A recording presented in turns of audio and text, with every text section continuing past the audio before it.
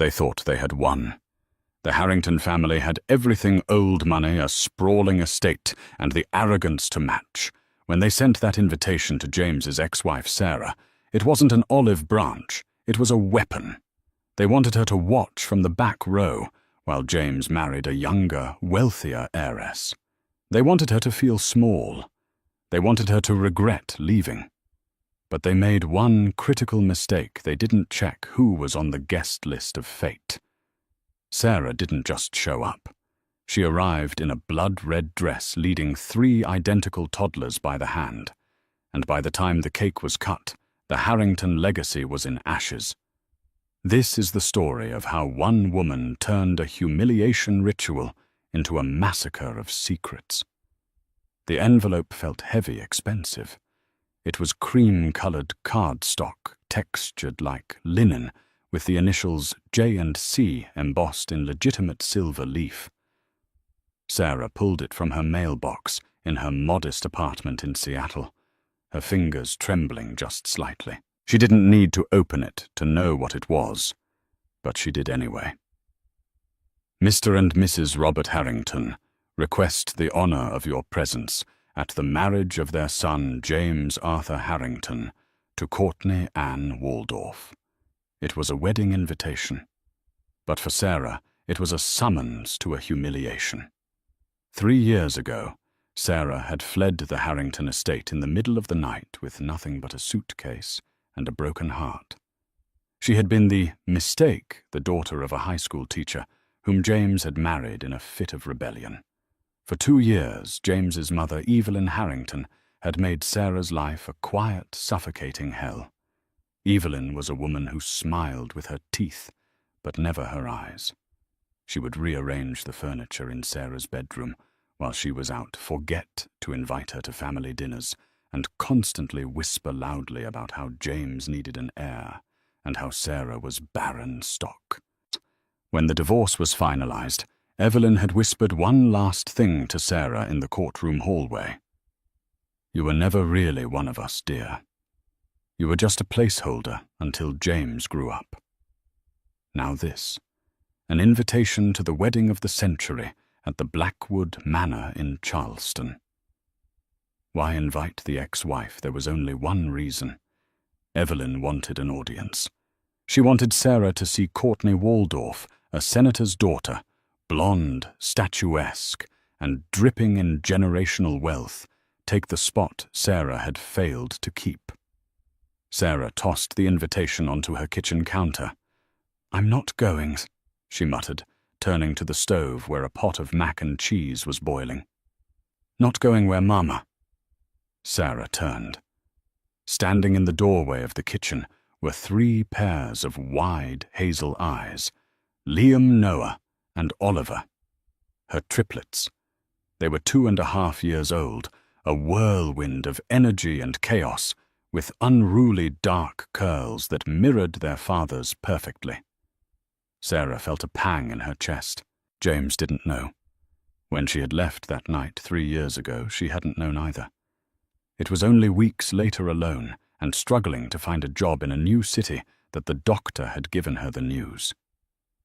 3 heartbeats, Ms. Miller. She had almost called James. She had dialed the number 12 times. But then she remembered Evelyn's voice. "I will destroy you, Sarah. If you ever try to take a penny from my son, I will bury you in legal fees until you starve." Sarah knew that if the Harringtons found out about the babies, they wouldn't help her raise them. They would take them. They had the best lawyers in the state. Sarah was a waitress working double shifts. They would paint her as unfit, unstable, and poor. She would lose her boys. So she stayed silent. She raised them alone. She worked her way up from waitressing to managing a boutique hotel. She was tired, but she was free. She looked back at the invitation. A handwritten note was tucked inside the RSVP card. It was in Evelyn's distinct, sharp script. "Do come, Sarah," James insists. "We want you to see how happy he finally is." It would be good for you to have closure. Evelyn. It was the audacity that sparked the fire. Closure. They thought she was still pining for him. They thought she was broken. Sarah looked at her boys. Liam was trying to feed a toy dinosaur to Noah. Oliver was quietly stacking blocks with a focus that was terrifyingly similar to his grandfather, Robert Harrington. They deserved to know their father. And their father deserved to know what he had lost. But more than that, Evelyn Harrington needed to learn that you cannot summon a storm and expect it to rain only on your enemies. Sarah picked up her phone and dialed her best friend, a ruthless divorce attorney named Brenda. "Brenda," Sarah said, her voice steady for the first time in years. "I need a dress, a red one, and I need 3 miniature tuxedos." "Why?" Brenda asked, hearing the edge in Sarah's voice. "Because the Harringtons invited me to a wedding," Sarah said, watching Oliver knock down his tower of blocks with a triumphant grin. "And I think it's time they met the rest of the family." The wedding was predictably obnoxious. Blackwood Manor was a sprawling estate that looked more like a museum than a home. The lawn was manicured to within an inch of its life. White peacocks roamed the gardens. A string quartet played Debussy near a fountain filled with imported champagne. The guests were the glitterati of the East Coast politicians, tech moguls and socialites who had never touched a door handle in their lives. James stood at the altar, looking dashing in a bespoke Armani tuxedo. He looked older than Sarah remembered his face, a little more gaunt, his eyes scanning the crowd with a nervous energy. Next to him stood his best man, his brother Philip, who looked bored. In the front row, Evelyn Harrington sat like a queen on a throne. She wore a silver gown that cost more than Sarah's annual salary. She was smiling, holding court, accepting compliments on the lavishness of the event. She checked her watch. She was waiting for the moment. She had instructed the ushers to seat Sarah in the back, but on the aisle. She wanted to ensure Sarah had a clear view of James kissing the bride. The ceremony was about to begin. The guests hushed as the music swelled. But the bride wasn't walking down the aisle yet. A sleek black SUV with tinted windows rolled up the long gravel driveway, ignoring the valet stand, and pulling right up to the start of the aisle runner. The gravel crunched loudly, breaking the silence of the string quartet. Whispers rippled through the crowd. "Who is that?" "Is that part of the show?" The driver's door opened, and a uniformed chauffeur stepped out. He walked around to the back passenger door and opened it. First a leg emerged, a stiletto heel sharp enough to kill a man, then the dress. It was a deep blood-red silk that hugged every curve, flowing like liquid rubies. It was inappropriate. It was loud. It was magnificent. Sarah stepped out. She had cut her hair into a sharp bob that framed her face, and her makeup was flawless. She didn't look like the timid, mousy teacher James had divorced. She looked like a movie star. A collective gasp went through the crowd. Evelyn's head snapped around. Her smile faltered. But Sarah didn't walk down the aisle immediately. She turned back to the car. She leaned in and extended a hand. "Come on, boys," she said, her voice carrying in the stunned silence. "Hold hands." Out of the car hopped 3 toddlers. They were dressed in identical miniature black tuxedos with little red bow ties that matched their mother's dress. The silence at Blackwood Manor was absolute. Even the birds seemed to stop singing. The boys were carbon copies of James. They had the Harrington nose, the dark curls, the distinct hazel eyes. There was no denying it. You could have taken a baby photo of James and placed it next to any of them, and it would be a match. Sarah took a deep breath. She held Liam's hand, who held Noah's, who held Oliver's. "Chin up," she whispered to them.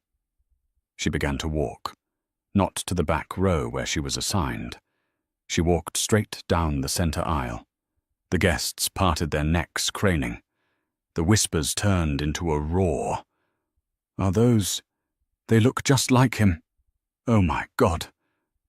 Look at Evelyn's face." James, standing at the altar, went pale. His mouth opened, but no sound came out. He looked from Sarah to the three boys, and his knees visibly buckled.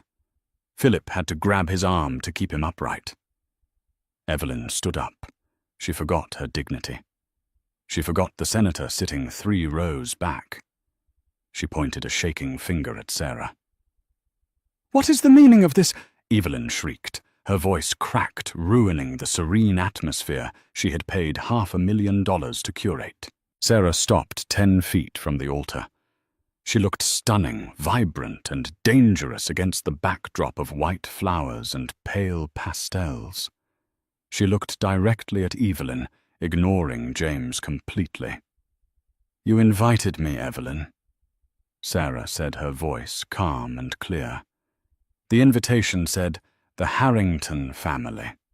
I didn't want to be rude and leave the grandsons behind." Grandsons. The word floated in the air like toxic smoke. Courtney the bride had just appeared at the top of the aisle with her father. She froze. She saw the red dress. She saw the children. She saw her groom looking at another woman with a mixture of horror and longing that he had never directed at her. "James," Courtney cried out, her voice shrill. "Who are they?" James stumbled forward, leaving the altar. He walked toward Sarah as if in a trance. He fell to his knees in the grass right in front of the 3 boys. "Sarah," he whispered, tears instantly filling his eyes. He reached out a trembling hand toward Oliver. Are they mine?" "They're yours, James," Sarah said, her voice devoid of pity. "Meet Liam, Noah, and Oliver. They turned 2 last month. You missed the party." Evelyn was rushing over now, her face purple with rage. "Liar! She's a liar!" Evelyn screamed, grabbing James by the shoulder to pull him back. "She's a gold digger. She probably adopted them. Get security. Get them out of here." "Don't touch him," Sarah snapped. Her voice was like a whip crack. Liam, scared by the screaming woman in the silver dress, started to cry. That set off Noah. James shook his mother's hand off. He looked at the boys, seeing his own face reflected in theirs. He looked at the shape of their eyes, the Harrington eyes. "Mother, stop it," James said, his voice low.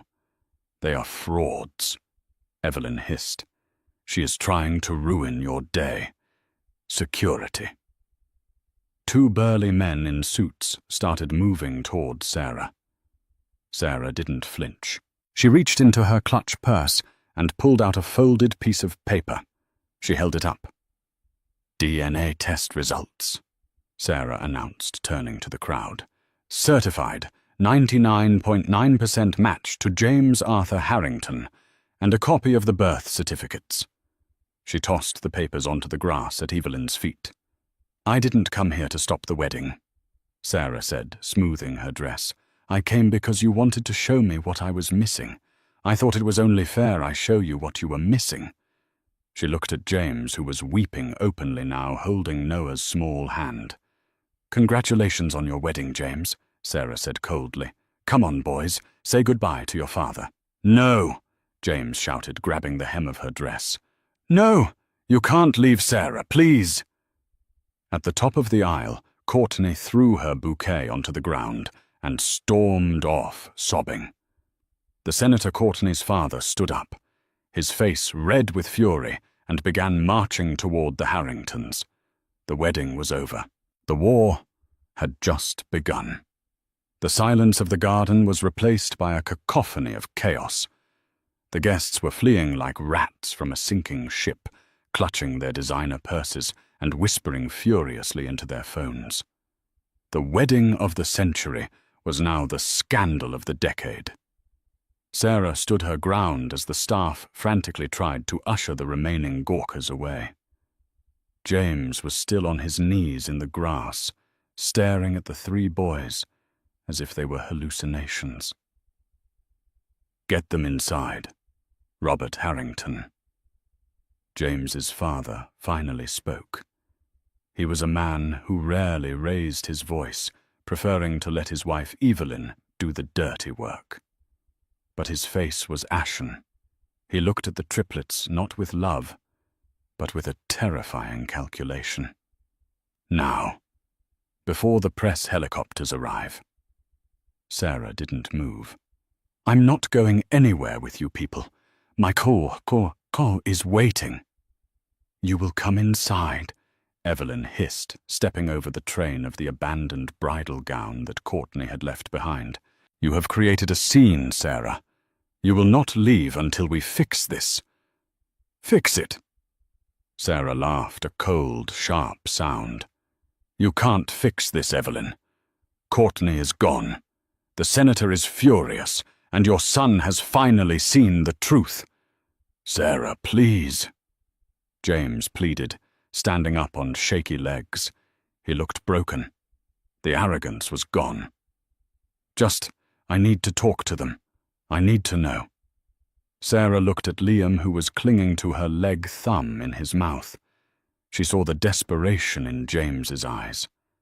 She knew that if she left now, Evelyn would spin a narrative that Sarah was hysterical, that the kids were rented actors, that it was all a lie.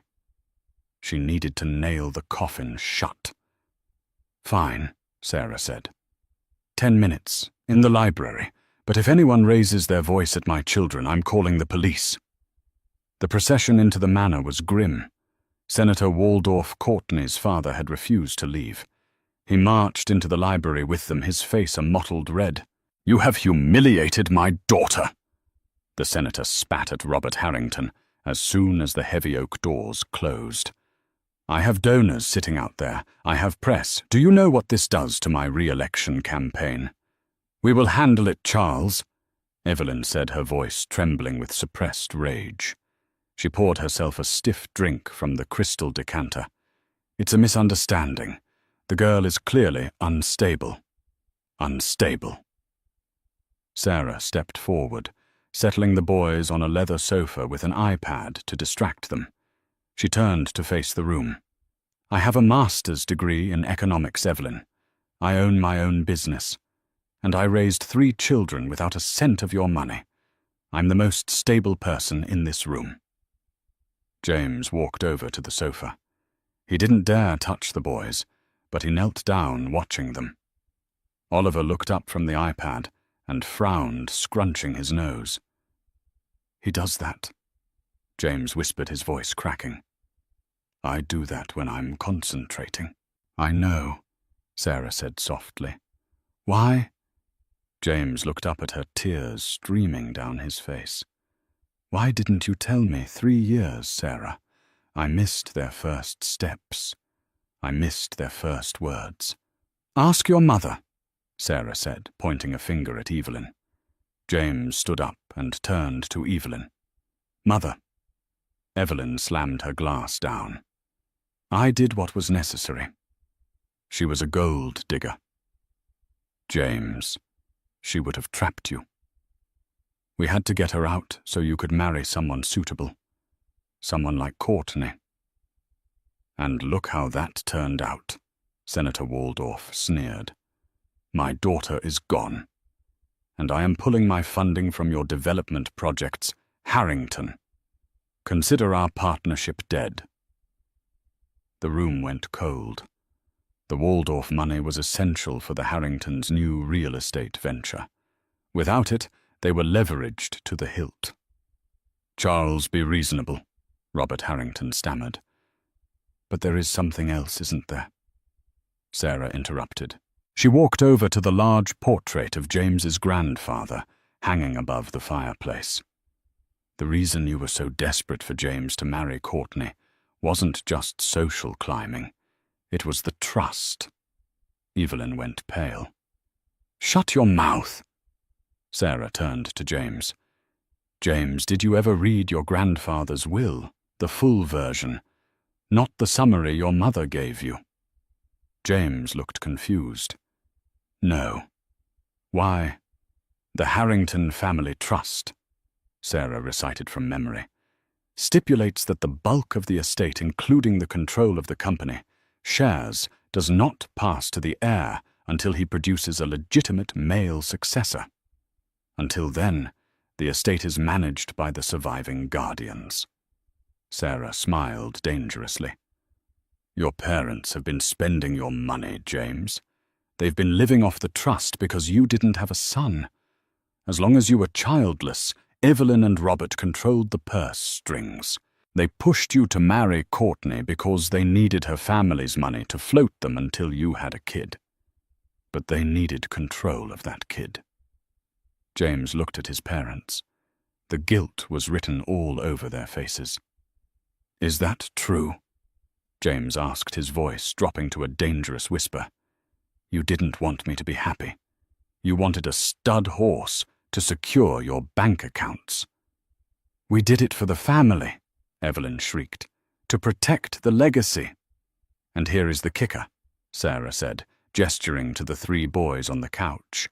"You have 3 male heirs, born in wedlock, conceived before the divorce was finalized. Legally, James, the trust is yours. The allowance your mother gives you. It's a joke. You own this house. You own the company. And they," she pointed to the triplets, "are the keys to the kingdom." The silence that followed was heavy enough to crush bones. Senator Waldorf started laughing. It was a cruel, barking laugh. "My God, you didn't just lose a daughter-in-law, Evelyn. You lost your checkbook." Evelyn looked at the triplets with a mixture of hatred and terror. She realized her mistake. By driving Sarah away, she had hidden the very thing that would have secured the family fortune. But now that fortune belonged to James, and the mother of the heirs was the woman Evelyn had tormented. "Get out," James said. "James, darling, listen." Evelyn started.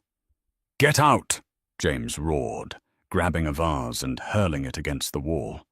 It shattered, startling the boys. "Get out of my sight, both of you." Robert and Evelyn retreated, pale and shaking. The senator followed them, dialing his lawyer on his cell phone to begin the lawsuits. James stood in the middle of the library, breathing hard. He turned to Sarah. The anger drained out of him, replaced by a profound sorrow. "You knew all this?" he asked.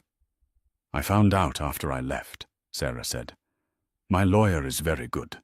"So what now?" James asked, looking at his sons. "Now," Sarah said, picking up her purse. "I take my children home. You have a mess to clean up, James. If you want to be a father, you call my lawyer. But don't you dare come to my house until you've cut the cord with that witch." She gathered the boys. "Come on, loves. Show's over." James watched them leave. He didn't stop her. He knew he didn't deserve to. Not yet. 3 days later, Sarah was in the playroom of her small townhouse folding laundry while the boys watched cartoons. The adrenaline of the wedding had faded, replaced by a gnawing anxiety. She knew Aunt Evelyn Harrington. She knew the woman was like a viper. She didn't strike once and give up. She struck until the poison took hold. The doorbell rang. Sarah checked the peephole. It wasn't James. It was a man in a cheap suit holding a manila envelope. A process server. Sarah opened the door. "Sarah Miller." "Yes." "You've been served." He handed her the thick envelope and walked away. Sarah tore it open right there in the hallway. "Emergency custody order." Her heart stopped. She scanned the legal jargon. Plaintiff James Arthur Harrington. Co-plaintiffs Robert and Evelyn Harrington. They were suing for full custody, not joint custody, full custody. The document claimed that Sarah had absconded with the children that she was living in substandard conditions, and most horrifyingly that she was mentally unstable and had kept the children from their father out of spite and malice, thereby endangering their emotional development. There was even a sworn affidavit from a doctor Sarah had never met, claiming she had a history of paranoia. "They move fast," a voice said from the sidewalk. Sarah looked up. Standing by the curb was Brenda, her lawyer and best friend. Brenda looked furious. "I got a copy faxed to my office 10 minutes ago," Brenda said, marching up the steps. "Let me see it." Sarah handed over the papers, her hands shaking. "How can they do this?" James saw them. He seemed happy. "James didn't write this," Brenda said, flipping through the pages. "Look at the signature on the filing. It's his family's law firm. They likely have power of attorney or bullied him into signing. Or," Brenda paused, "or James is weaker than we thought." "He told them to get out," Sarah said, clutching the doorframe. "He threw them out of the library. And then he probably spent 3 days being gaslit by his mother," Brenda said grimly. "Sarah, they have infinite money. They are going to try to bleed us dry. They don't want the boys because they love them. They want the boys because those boys are the key to the trust. Without custody, Evelyn loses her mansion." "I won't let them take my babies," Sarah whispered. The fear was turning into cold, hard steel in her gut. "We need to fight fire with napalm," Brenda said. "I'm going to file a countersuit, but we need James. If James sides with his mother, it's going to be a long, ugly war. If we can flip James, Evelyn has nothing." "How do we flip him?" Sarah asked. "He's been under her thumb his whole life." "We show him the one thing Evelyn can't lie about," Brenda said. "The past." Later that night, the phone rang. It was a blocked number. Sarah picked it up. "Hello?" "Sarah, it was James. He sounded drunk, or exhausted, or both." "James," Sarah said, signaling to Brenda, who was sitting at the kitchen table with a notepad. Brenda motioned for her to put it on speaker. "I didn't sign it," James slurred. "The papers. I didn't read them. Mother said it was just to establish paternity formally. She said it was standard procedure." "It's an emergency custody order, James," Sarah said, her voice trembling. "She's trying to take the boys away from me. She's claiming I'm crazy." There was a silence on the line, then a crash, as if James had knocked something over. "She lied to me," James whispered. "Again." "James, you need to listen to me," Sarah said urgently. "You are 30 years old. You are the father of 3 children. You have to choose. Right now. Are you Robert and Evelyn's puppet, or are you a father?" "I don't know what to do," James sobbed. "They locked the gates. They have security everywhere. They told me you were planning to flee the country with the boys. They said you bought tickets to Paris." "I work at a hotel, James. I can barely afford tickets to the zoo," Sarah shouted. "They are isolating you, just like they isolated me." "I want to see them," James said. "I want to see my sons." "Then come get us," Sarah said. "But not at the house. They'll be watching the house. Meet me at the place where we actually got married, not the church. The real place." There was a pause. James's breathing hitched. The diner, Sarah confirmed. "Midnight. Come alone. If I see one lawyer, one security guard, or your mother, you will never see us again. I will disappear, James. And this time you won't find me." She hung up. Brenda looked at her. The diner. That's risky. It's the only place Evelyn doesn't know about, Sarah said. We eloped there before the big ceremony. It was the only time James was ever truly himself. If that James still exists, he'll be there. And if he's not? Brenda asked. Sarah walked over to the drawer where she kept a small velvet box. Inside was a cheap plastic ring James had won for her at a carnival 10 years ago. Then I destroy the Harrington family, Sarah said.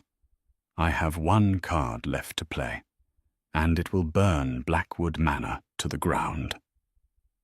At midnight, the roadside diner on the edge of town was bathed in the buzzing neon glow of a flickering "open" sign.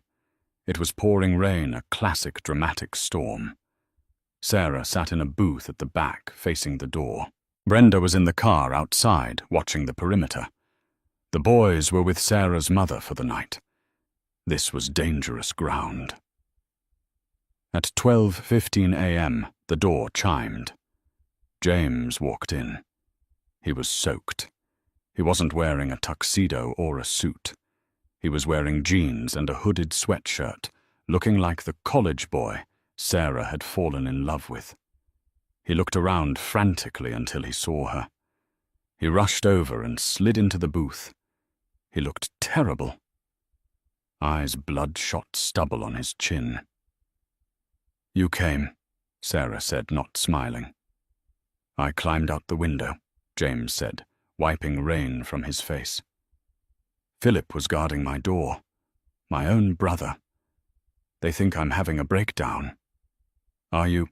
Maybe, James laughed bitterly. I found out I have 3 kids and my entire life is a lie. Who wouldn't break? He reached across the table, trying to take her hand. Sarah pulled back. Not yet, she said. She pulled a folder from her bag. Brenda pulled some strings. These are the financial records for the Harrington Trust for the last 3 years. She slid the papers to him. Look at the dates, James. James squinted at the spreadsheet. I don't understand. The date I left, Sarah pointed. 3 years ago.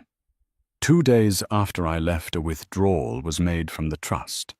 $2 million, labeled consulting fees.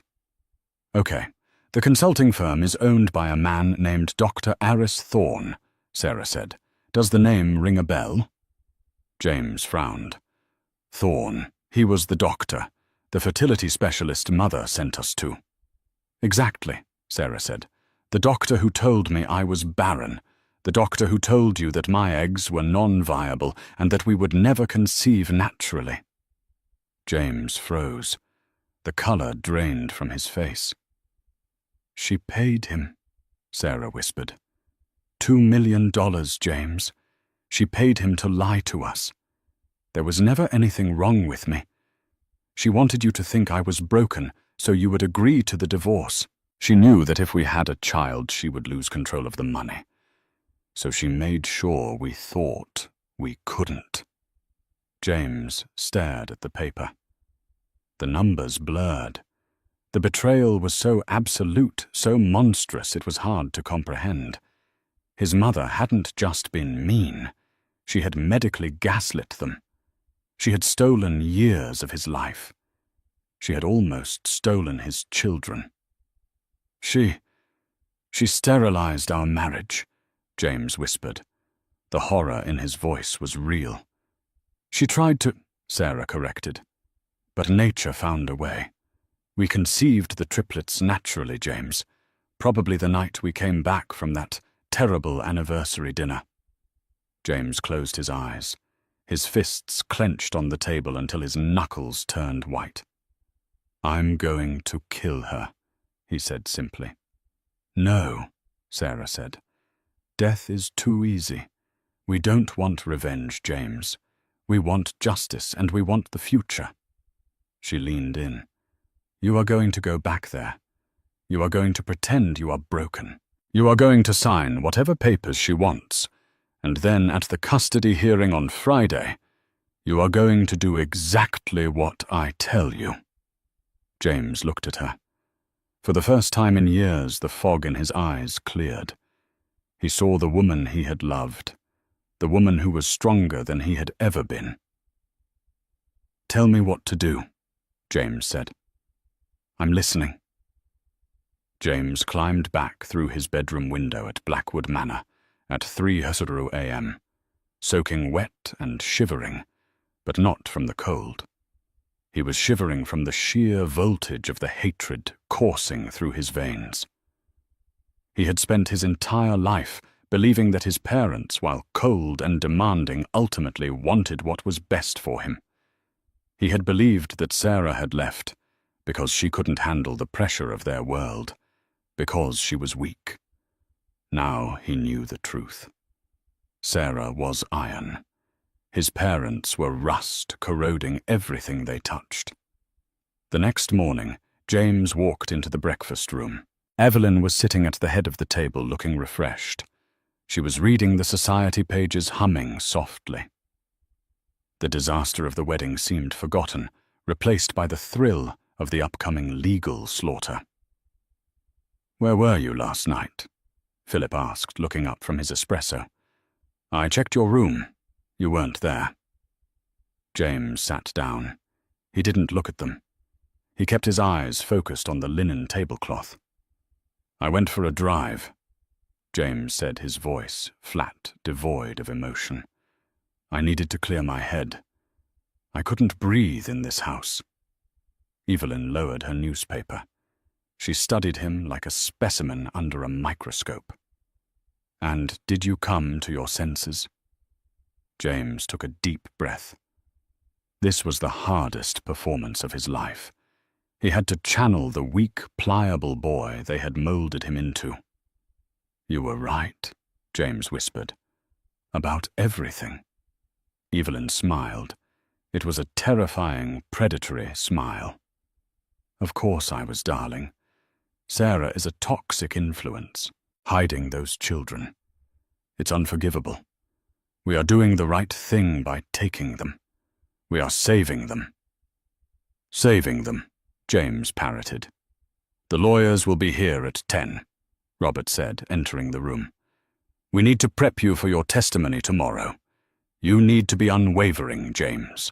You need to paint a picture of Sarah as unstable, vindictive, and unfit. Can you do that?" James finally looked up. He made his eyes glassy desperate. "Just tell me what to say, Father. I just want this over with. I just want my life back." Evelyn reached out and patted his hand. Her touch made his skin crawl. "That's my boy. Don't worry. By Friday afternoon, those children will be in the nursery upstairs, and Sarah Miller will be a bad memory. We've already hired 3 nannies." James felt sick. They didn't want to be grandparents. They wanted to be keepers. They wanted to raise Liam, Noah, and Oliver just like they had raised him and Philip, as investments, not human beings. While James was enduring his parents' coaching, Sarah was in Brenda's office, surrounded by whiteboards filled with timelines and financial data. "We have the bribe," Brenda said, tapping the spreadsheet. "But it's circumstantial. Evelyn could claim it was for something else. We need the nail in the coffin." "Dr. Thorne," Sarah said. "He's gone to ground," Brenda said. "His practice is closed for renovations. He knows what's coming." "Find him," Sarah said. Her voice was hard. "He took $2 million to tell me I was broken. He stole 3 years of my children having a father. I don't care what it costs, Brenda. Find that pathetic little man and drag him to court." Brenda made a phone call to a private investigator she used for the truly dirty cases. That night, the eve of the hearing, the tension in Blackwood Manor was palpable. Evelyn was celebratory, already planning the welcome home party for the Triplets, a party Sarah wouldn't be invited to. James sat in his room staring at the single text message on his burner phone. It was from Sarah. "Thorne is secured. Tomorrow we burn it down." James deleted the message, crushed the phone under his heel, and flushed the pieces down the toilet. He looked at himself in the mirror. He looked like a Harrington, poised, wealthy, untouchable. "Time to play the part," he whispered to his reflection. The family court hearing was closed to the press, much to Senator Waldorf's disappointment. He had wanted a front-row seat to the Harringtons' public flaying. But inside the mahogany-paneled courtroom, the atmosphere was more intense than any gladiatorial arena. Evelyn and Robert sat on one side, flanked by 4 of the most expensive lawyers in the state. They looked serene, confident in their wealth and their purchased justice. On the other side sat Sarah and Brenda. Sarah wore a simple navy suit. She looked calm, immovable. The Harringtons' lead lawyer, Mr. Sterling, began his opening statement. It was a brutal character assassination. He painted Sarah as a mentally instability gold digger who had kidnapped her own children to extort the wealthy family she had married into. He used words like hateful, manipulative, and dangerous. Evelyn watched Sarah, waiting for the outburst, the tears. But Sarah just made notes on a legal pad. Then Sterling called his star witness. "Your Honor, I call James Harrington to the stand." James walked to the witness stand. He looked impeccable in a charcoal suit. He avoided eye contact with Sarah. Evelyn smirked. This was it. The final nail. Sterling approached the stand. "Mr. Harrington, could you describe for the court your relationship with your ex-wife, Sarah Miller?" James took a deep breath. He looked at the judge, a stern, no-nonsense woman named Judge Patterson. "My relationship with Sarah was built on a lie," James said clearly. Sterling nodded. "Exactly. A lie she perpetuated. Correct. Hiding your children." James paused. He turned his head slowly and looked directly at his mother. Evelyn's smile faltered slightly at the coldness in his eyes. "No," James said. "The lie my mother perpetuated." The silence in the courtroom was absolute. Sterling froze. "Excuse me, Mr. Harrington. I don't think I understand." "It's quite simple," James said, his voice gaining strength with every word. He reached into his inside jacket pocket and pulled out a folded document, the spreadsheet Sarah had given him at the diner. 3 years ago, my mother, Evelyn Harrington, paid Dr. Aris Thorne $2 million to falsify medical records. She paid him to tell my wife she was infertile. She paid him to ensure we would divorce so that I would not produce an heir that would trigger the transfer of the family trust to my control. "Objection!" Sterling roared, leaping to his feet. "This is ambush. This is irrelevant. It is entirely relevant to the character of the people seeking custody of my children," James shouted back, standing up in the witness box. Evelyn was on her feet now, her face a mask of contorted rage. "You ungrateful traitor! After everything we did for you, she has brainwashed you." "Sit down, Mrs. Harrington." Judge Patterson banged her gavel. "One more outburst, and I will hold you in contempt." Evelyn sank back into her chair, breathing heavily. Robert looked like he was having a stroke. "James," Sarah's lawyer. Brenda stood up calmly. "Do you believe Sarah Miller is unfit to raise your children?" "Sarah is the only fit parent in this room," James said, his voice shaking with emotion. "She raised 3 boys alone with nothing, because she was terrified of what my parents would do if they found out. And she was right to be terrified. They are monsters who tried to buy my unborn children out of existence to protect their bank account." James turned to the judge. "Your Honor, I withdraw my petition for custody. I support Sarah Miller having full sole custody, and I request a restraining order keeping my parents 500 feet away from my sons." The courtroom erupted. Sterling was frantically whispering to a stunned Evelyn. Brenda wasn't finished. "Your Honor, as rebuttal, we call a surprise witness. He was difficult to locate, which is why he was not on the list." The doors at the back of the courtroom opened.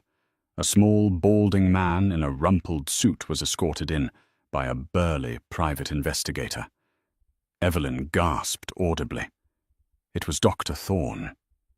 Brenda put him on the stand. He was terrified. He had cut a deal for immunity in exchange for testimony.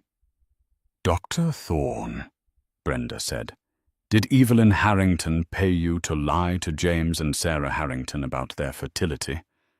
Thorne stared at his feet. "Yes." "And is this your signature on the bank transfer, accepting the $2 million? "Yes." Judge Patterson looked at the Harringtons. Her expression could have frozen hell over. "I have heard enough," the judge said. "This is one of the most disgusting displays of avarice and manipulation I have ever witnessed in family court." She turned her gaze on Evelyn. "Mrs. Harrington, you attempted to play God with your son's life for money. You are morally bankrupt." The gavel banged. It sounded like a gunshot. "The plaintiff's petition for emergency custody is dismissed with prejudice. Full legal and physical custody of Liam, Noah, and Oliver Miller is awarded to their mother, Sarah Miller. I am granting a permanent restraining order against Robert and Evelyn Harrington regarding the children and Ms. Miller." The judge paused, her eyes narrowing at Robert and Evelyn. "Furthermore, in light of the testimony regarding the Harrington trust fraud, I am referring this matter to the District Attorney's Office for a criminal investigation into fraud and financial abuse." Evelyn screamed, a guttural, primal scream of a woman watching her empire dissolve into dust. She tried to lunge toward Sarah, but the bailiff restrained her. James stepped down from the stand. He walked past his parents without a glance. He walked straight to Sarah. He didn't say anything. He just nodded. A nod of respect. A nod of apology. The war was over. The Queen was dead. Long live the mother. The gavel bang that ended the custody hearing didn't just signal the end of a legal battle. It triggered a nuclear winter for the Harrington dynasty. In the days following the verdict, the fallout was not a quiet trickle, but a tsunami. The story of the Red Wedding crash and the subsequent courtroom revelation regarding the fraudulent medical records became national news. Evelyn had wanted her son's wedding to be the social event of the season, and in a twisted monkey's paw sort of way, she got her wish. It was the only thing anyone was talking about, but not for the reasons she had hoped. The tabloids ran wild. The Harrington Horror Show read the headline of the Post. Grandmother Dearest, screamed the Daily Mail. The photograph of Sarah standing in her blood-red dress, flanked by the triplets, was plastered across every social media feed in the country. She became an instant icon of resilience, while Evelyn became the face of aristocratic rot. The district attorney, sensing a career-defining case, wasted no time. With Dr. Thorne's testimony on record and the financial trail exposed by Brenda, the state froze the Harrington assets pending a criminal investigation into fraud, embezzlement, and medical malpractice. The fall of Blackwood Manor was swift and absolute. The bank, realizing that the family's liquidity was tied up in criminal proceedings and that the Waldorf investment was dead, called in the massive loans that had been floating the estate. 10 days after the trial, a foreclosure sign was hammered into the manicured lawn where the peacocks used to roam. The eviction was the final humiliation. Robert and Evelyn Harrington didn't leave in a limousine. They left in a sedan watched by a cluster of paparazzi who had camped out at the gates. The staff had already quit. The friends, who had once fought for invitations to Evelyn's garden parties, now treated the Harringtons like they carried a contagious disease. Their phones stopped ringing. The country club revoked their memberships, citing a violation of moral conduct bylaws. They were forced into a 2-bedroom condo on the edge of the city, a grey, soulless box with thin walls and laminate flooring. For a woman who had spent her life measuring her worth by the thread count of her linens and the zip code of her residence, this was a fate worse than prison. Evelyn spent her days pacing the small living room, muttering about conspiracies and ungrateful children, watching her reflection in a cheap mirror, waiting for a trial that would likely end with her behind bars. James, however, did not go down with the ship. For the first time in 30 years, James Arthur Harrington made a choice that was entirely his own. He refused the trust. He refused to fight for the poisoned legacy. When the lawyers asked if he wanted to contest the freezing of the assets to secure his own portion, James simply said, "Let it burn." He walked away from the wreckage with nothing but his clothes and his car. It was terrifying, but for the first time the air he breathed felt clean. The transition wasn't easy.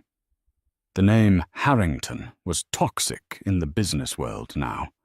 He was rejected from a dozen interviews, the hiring managers looking at him with a mixture of pity and suspicion. But James persisted. He eventually landed a job in sales at a mid-level tech firm in the city. It wasn't glamorous.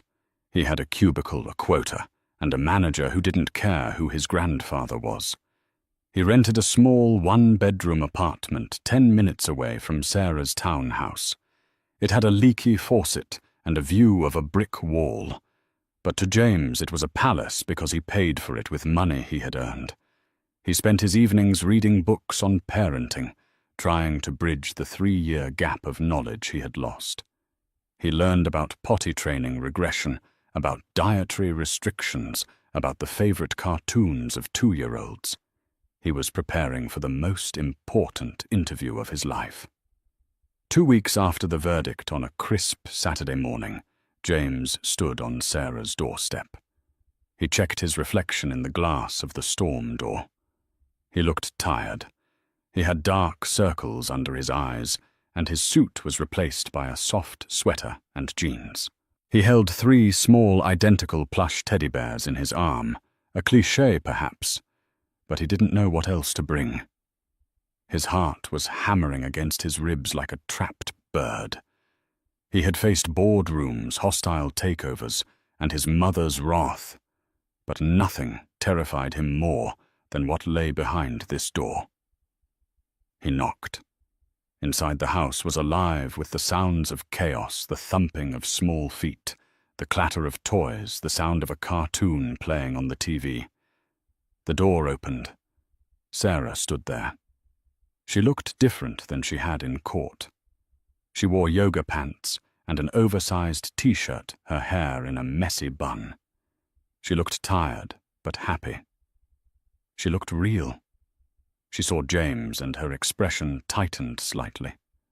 The war was over, but the scars were still there. She looked at the bears, then up at his eyes. She saw the fear in them. She saw the humility. "I'm not here to push," James said quickly, his voice raspy. "I know the court gave you everything, and you deserve it. I wanted to drop these off, and maybe if you're okay with it, just see them." For a minute, Sarah leaned against the doorframe. She studied him. She had spent 3 years hating the memory of him, hating the weakness that had let his mother drive her away. But the man standing on her porch wasn't the weak boy she had married. That boy was gone. This was a man trying to build something new from the ashes. She thought about the boys. They had asked about the sad man from the wedding. They were curious. They had a right to know their history, even the jagged parts of it. Sarah stepped back and pulled the door wide open. "Come in, James," she said softly. "But take your shoes off. We just vacuumed." James let out a breath he felt like he'd been holding for a month. "Thank you," he whispered. He stepped into the warmth of the hallway. The smell of pancakes and laundry detergent hit him, a scent so domestic and normal it made his chest ache. "Liam, Noah, Oliver," Sarah called out toward the living room. "Pause the show for a second." There was a groan of protest, and then the sound of 3 pairs of feet thundering down the hallway. The triplets skidded to a halt at the end of the rug. They were wearing mismatched superhero pajamas. They looked at the stranger in the hallway with wide hazel eyes that mirrored James's own perfectly. James felt his knees go weak. He slowly lowered himself to the floor, ignoring the stiffness in his back until he was on their eye level. He didn't reach out. He didn't try to grab them. He just sat there, letting them assess him. He held out the bears. "Hi," James said, his voice trembling. "I brought you these. I heard you like bears." Noah, the boldest of the 3, took a step forward. He snatched a bear, inspected it critically, and then hugged it. Liam and Oliver followed suit, cautious but interested. "Are you the man from the grass?" Oliver asked, tilting his head. James swallowed the lump in his throat. Yeah, that was me." "Why were you crying?" Liam asked. James looked up at Sarah. She was watching him, her arms crossed, but her face was soft. She gave him a small nod. "Go on," the nod said. "Tell the truth." James looked back at his sons. "I was crying because I was happy," James said, tears finally spilling over his lashes. "I was happy because I finally found you." "Who are you?" Noah asked, clutching his new bear. James took a deep breath. He didn't look at Sarah for permission this time. He knew who he was. "I'm your dad," he whispered. The words hung in the air, heavy and golden. The boys didn't fully understand the weight of it, not yet. To them, he was just a nice man with presence. But to James, it was a vow. Sarah watched as James sat on the floor, awkwardly answering questions about his sweater and whether he liked dinosaurs. She saw the clumsy, terrifying, beautiful beginning of a relationship. Evelyn Harrington had tried to use humiliation as a weapon. She had tried to prune her family tree to perfection, cutting off the branches she deemed unworthy. But she forgot the most basic rule of nature: when you cut a branch, the roots only grow deeper. The Harringtons lost their manor, their money, and their legacy. They sat in a cold condo, ruling over nothing. But here, in a messy townhouse, filled with noise and cheap toys, Sarah looked at her boys and their father, and she knew she had won the only thing that mattered. She walked into the kitchen to pour coffee for 2. The story wasn't over, not really. It was just beginning. They say the best revenge is living well, but Sarah Miller proved that the best revenge is living truthfully. The Harringtons had everything money could buy, but they were bankrupt in the things that count: loyalty, love, and honor. They tried to crush a mother to protect a bank account, and in the end, they lost both. Evelyn wanted a legacy. She got one. She will be remembered as the woman who had it all and threw it away because she couldn't stand the idea of her son loving a woman she couldn't control. And James. He learned the hard way that you can be born with a silver spoon in your mouth and still starve to death emotionally. It took losing everything to find the 3 little heartbeats that made him a man. If this story of justice, karma, and the unstoppable force of a mother's love hit you right in the feels, destroy that like button. It helps us find more stories like this, and share this video with someone who needs a reminder that the truth always comes out in the end. What would you have done if you were Sarah? Would you have let James back in? Or would you have shut the door forever? Let me know in the comments below. I read every single one. Don't forget to subscribe and turn on notifications. You do not want to miss the next story. Until then, stay safe and watch out for the in-laws.